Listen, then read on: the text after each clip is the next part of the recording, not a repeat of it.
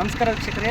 ಈಗ ನಾವು ವಿಜಯಪುರ ಜಿಲ್ಲೆ ಮುದ್ದೇಬೇಳೆ ತಾಲೂಕಿನ ಸರೂರು ಪುಣ್ಯಕ್ಷೇತ್ರಕ್ಕೆ ಬಂದಿದ್ದೇವೆ. ಇಲ್ಲಿ ರೇವಣಸಿದ್ದೇಶ್ವರರ ಒಂದು ಪುಣ್ಯಕ್ಷೇತ್ರ. ನಿಮಗೆಲ್ಲ ಈ ಒಂದು ಸರೂರಿನ ಇತಿಹಾಸ ಹಾಗೂ ರೇವಣಸಿದ್ದೇಶ್ವರರ ಹಿನ್ನೆಲೆ ತಿಳಿಸುವಂಥ ಕೆಲಸವನ್ನು ಮಾಡೋಕ್ಕೋಸ್ಕರ ಈ ಸಮಯದಲ್ಲಿ ಬಂದಿದ್ದೇವೆ. ನಿಮಗೆ ಈ ಒಂದು ಮಾಹಿತಿಯನ್ನು ತಿಳಿಸ್ತೀವಿ. ಮೊದಲನೇದಾಗಿ ಇದು ಯಾವ ಸ್ಥಳ ಗುರುಗಳಿಗೆ? ಕಲ್ಲಿಕೆರೆ ಅಂತ. ಈ ಸರೂರಿನ ಮೂಲ ಹೆಸರು ಇದು.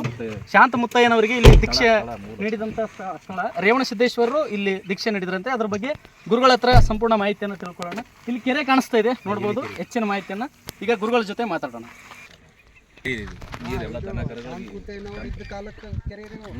ಇದು ಕೆರೆ ಯಾವ ಕೆರೆ ಇದೆ ಗುರುಗಳಿಗೆ? ಅಯ್ಯನ ಕೆರೆ.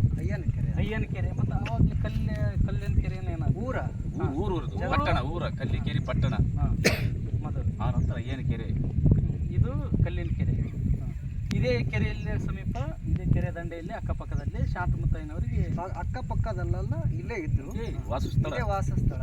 ಶಾಂತಮುತ್ತಯ್ಯನವರು ಪ್ರತ್ಯೇಕವಾಗಿ ಅವು ಗೋವುಗಳನ್ನು ರಕ್ಷಣೆ ಮಾಡ್ತಾ ಇರೋದ್ರಿಂದ ಅದಕ್ಕೆ ಅವಕ್ಕೆಲ್ಲ ಮತ್ತೆ ಅವು ಸಂರಕ್ಷಣೆಗಾಗಿ ಈ ನೀರಿನ ವ್ಯವಸ್ಥೆ ಅವಾಗಿನ ಕಾಲಕ್ಕೆ ಈ ಕೆರೆ ಒಂದು ಅನುಕೂಲದ ದೃಷ್ಟಿಯಿಂದ ಇಲ್ಲೇ ಶಾಂತಮುತ್ತಯ್ಯನವರು ವಾಸವಾಗಿದ್ದರು. ಪಶುಪಾಲಕರಾಗಿದ್ದರು.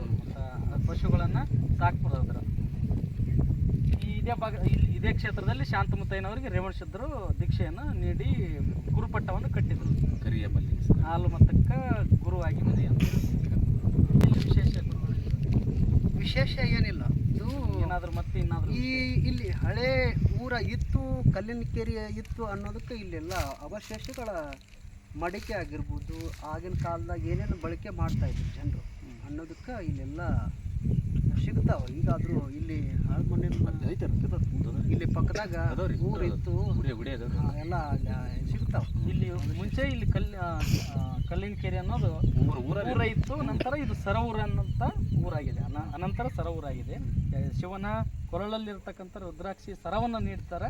ಆಮೇಲೆ ಶಾಂತಮುತ್ತಯ್ಯನವರು ನೀಡಿದ್ದಕ್ಕಾಗಿ ಸರೂರು ಎನ್ನುವಂಥ ನಾಮಾಂಕಿತಗೊಳ್ಳುತ್ತೆ. ವೀಕ್ಷಕರೇ, ಈಗಾಗಲೇ ನೀವು ತಿಳ್ಕೊಂಡ್ರಿ. ಈ ಕೆರೆ ಕೂಡ ನೋಡಿದ್ರಿ. ಇಲ್ಲೇ ಶಾಂತಮುತ್ತಯ್ಯನವರು ಈ ಒಂದು ಪಶುಪಾಲನೆಯನ್ನು ಮಾಡ್ತಾಯಿದ್ರು. ಕುರಿಗಳ ಜೊತೆಗೆ ಹಸುಗಳನ್ನು ಕೂಡ ಸಾಕಾಣಿಕೆ ಮಾಡ್ತಾಯಿದ್ರು. ಯಾಕೆಂತಂದರೆ ಇಲ್ಲಿ ವಿಶಾಲವಾದಂಥ ಮೇಯಿಸಲಿಕ್ಕೆ ಜಾಗ ಇದೆ. ಜೊತೆಗೆ ಇಲ್ಲಿ ಕೆರೆ ಕೂಡ ಇದೆ, ನೀರಿನ ಸೌಲಭ್ಯ ಇತ್ತು. ಆ ಒಂದು ಕಾರಣಕ್ಕೋಸ್ಕರ ಇಲ್ಲಿ ಶಾಂತಮುತ್ತಯ್ಯನವರು ವಾಸವಾಗಿದ್ದರು.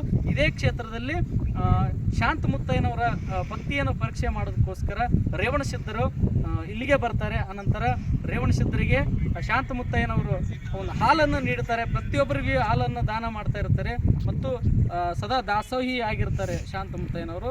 ಅದಕ್ಕೋಸ್ಕರ ಹಾಲು ಮತಕ್ಕ ನೀನು ಗುರು ಆಗಿ ಮೆರಿ ಅಂತೇಳಿ ರೇವಣಸಿದ್ಧರು ಪಟ್ಟವನ್ನು ಕೊಟ್ಟು, ಗುರುಪಟ್ಟವನ್ನು ಕೊಟ್ಟು ಆಶೀರ್ವಾದ ಮಾಡ್ತಾರೆ. ಅಲ್ಲಿಂದ ಹಾಲು ಮತ ಎನ್ನುವಂಥ ಹೆಸರು ಅತಿ ಹೆಚ್ಚು ಬಳಕೆಯಲ್ಲಿ ಬಂದಿರುತ್ತೆ. ಆದರೆ ದುರದೃಷ್ಟ ಏನಪ್ಪ ಅಂತಂದರೆ 12ನೇ ಶತಮಾನದಲ್ಲಿ ನಡೆದಿರ್ತಕ್ಕಂಥ ಒಂದು ಲಿಂಗಾಯತ ಧರ್ಮದ ಪುನರುಜ್ಜೀವನ, ಆ ಒಂದು ಮಧ್ಯದಲ್ಲಿ ಹಾಲು ಮತ ಅತಿ ಹೆಚ್ಚು ಪ್ರಚಾರಕ್ಕೆ ಬಂದಿರೋದಿಲ್ಲ. ಈಗ ಇತ್ತೀಚೆಗೆ ಹಾಲು ಮತ ಸಮುದಾಯ ರಾಜ್ಯದಲ್ಲಿ ಅತಿ ಹೆಚ್ಚು ಜನಸಂಖ್ಯೆ ಇರೋದರಿಂದ ಈಗ ನಾವು ಹಾಲು ಮತಸ್ಥರು ಎನ್ನುವಂಥ ಪ್ರಜ್ಞೆ ಸಾಕಷ್ಟು ಎಲ್ರಿಗೂ ಜಾಗೃತಿ ಆಗ್ತಾ ಇದೆ. ಧರ್ಮಗುರುಗಳು ಕೂಡ ಸಾಕಷ್ಟು ನಾವೆಲ್ಲ ಹಾಲು ಮತಸ್ಥರು, ಇದರ ಹಿನ್ನೆಲೆ ಈ ಥರ ಇದೆ ಅಂತ ಸಾಕಷ್ಟು ಕಡೆ ಎಲ್ಲ ಕಡೆ ಕಾರ್ಯಕ್ರಮಕ್ಕೆ ಹೋದಲ್ಲಿ ಧರ್ಮ ಪ್ರಸಾರ ಮಾಡುವಂಥ ಕೆಲಸಗಳನ್ನು ಸಮುದಾಯದ ಹಲವು ಸ್ವಾಮೀಜಿಗಳು ಮಾಡ್ತಾ ಇದ್ದಾರೆ. ನಿರಂಜನ ಸ್ವಾಮೀಜಿ ಆಗಿರ್ಬೋದು, ಸಿದ್ದರಾಮಾನಂದ ಸ್ವಾಮೀಜಿಯವರಾಗಿರ್ಬೋದು, ಈಶ್ವರಾನಂದ ಸ್ವಾಮೀಜಿ ಆಗಿರ್ಬೋದು, ಶಿವಾನಂದಪುರಿ ಸ್ವಾಮೀಜಿ ಆಗಿರ್ಬೋದು, ಶಾಂತಮಯ್ಯ ಸ್ವಾಮಿಗಳಾಗಿರ್ಬೋದು, ಆಯಿತು ನಮ್ಮ ಶರಭಯ್ಯ ಮಹಾಸ್ವಾಮಿಗಳಾಗಿರ್ಬೋದು, ಇನ್ನೂ ಸಾಕಷ್ಟು ಜನ ಇದ್ದಾರೆ. ನಮ್ಮ ಬಸಯ್ಯ ಮಹಾಸ್ವಾಮಿಗಳು ಗುರುಗಳು ಏನಿದ್ದಾರಲ್ಲ, ಹಾಲುಮತ ಧರ್ಮಗುರು, ಈ ಥರ ಅನೇಕ ಧರ್ಮಗುರುಗಳು ನಮ್ಮ ಸಮುದಾಯದಲ್ಲಿ ಹಾಲುಮತ ಧರ್ಮದ ಜಾಗೃತಿಯನ್ನು ಮೂಡಿಸುವಂಥ ಕೆಲಸ ಮಾಡ್ತಾ ಇದ್ದಾರೆ. ಆ ಗುರುಗಳಿಗೆ ನಾವು ಯಾವತ್ತು ಶಿಷ್ಯರಾಗಿ ಅವರು ಮಾಡುವಂಥ ಕೆಲಸಕ್ಕೆ ನಾವು ಶಿಷ್ಯರಾಗಿ ಎಷ್ಟು ಸಪೋರ್ಟ್ ಮಾಡಬೇಕಾಗಿದೆ. ಅವರು ಹಾಕಿಕೊಟ್ಟಂಥ ಮಾರ್ಗದಲ್ಲಿ ನೀವು ನಡಿಬೇಕಾಗಿದೆ.